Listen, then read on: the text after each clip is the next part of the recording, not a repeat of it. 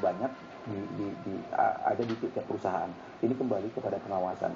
Sebenarnya kalau forum bipartit itu berjalan dengan baik, isu-isu ketenagakerjaan yang ada di satu perusahaan ini cepat. Termasuk misalnya masalah UMP ini. UMP ini sebenarnya kalau bisa dikomunikasikan dengan baik dengan karyawan, saya yakin itu juga bisa efektif. Artinya ya kembali lagi seperti katakan tadi, transparansi. Transparansi ya. Jadi misalnya ya dari direksi menyatakan kami tidak mampu dengan sekian, dengan 2,2, bagaimana? Kita mau lanjut atau kita mau collab? Gitu loh. Saya yakin kalau karyawan itu memang memiliki satu empati dan rasa memiliki, mereka mungkin akan bisa bersama-sama berjalan sesuai dengan kemampuan daripada keuangan perusahaan itu. Tapi sebenarnya kalau misalnya menentukan upah minimum itu bagaimana caranya ke depan supaya tidak harus membuang energi lagi akhirnya dengan ada demo-demo, akhirnya semua kegiatan juga terhenti. Itu bagaimana? Apakah ada kiat-kiat tertentu? Saya katakan gini, kami dari Dewan Pengupahan Provinsi DKI Jakarta itu pernah studi banding ke negara tetangga kita, Kuala Lumpur. Kita ingin tahu di sana penerapan UMP bagaimana sih sebenarnya. Ternyata di sana itu tidak ada UMP. Terus kita tanya, penggajian buruh di Kuala Lumpur bagaimana? Sistemnya, aturannya bagaimana? Kita serahkan kepada mekanisme pasar. Jadi tidak ada aturannya. Nah, di kita di Indonesia ini semakin diatur, semakin berantakan. Nah, saya perlu ingatkan nih, bahwa 2,2 angka sekarang ini di Jakarta, ini 3 minggu yang lalu, itu sudah ada statement dari Menteri Tenaga Kerja dan Transmigrasi. Dan saya waktu itu sebagai anggota Dewan Pengupahan merasa aneh gitu loh.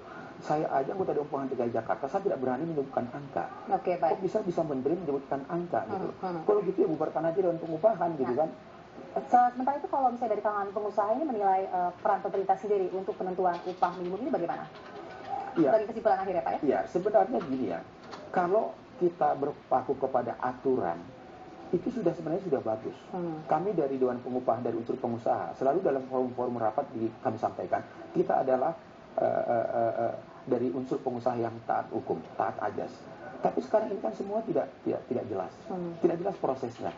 Karena kita lihat misalnya pada saat kami menetapkan angka KHL 1.979 itu juga kalau kita evaluasi secara mendalam, kami juga nggak tahu itu angka dari mana.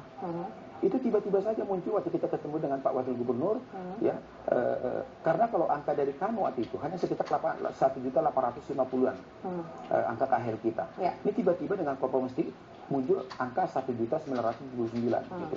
Jadi kalau saya ditanya anggota Dewan dari angka, saya juga nggak tahu waktu itu. Dari mana munculnya? Munculnya itu tiba-tiba. Gitu. Karena rumusan kita sudah ada. Rumusannya sudah ada, khusus di Jakarta.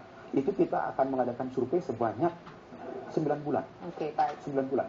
Baru kita bisa menetapkan yang disebut dengan KHL itu.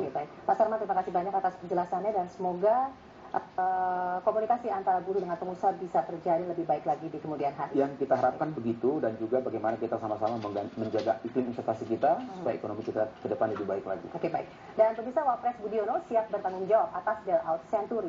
Jangan kemana-mana, informasinya akan hadir sesaat lagi.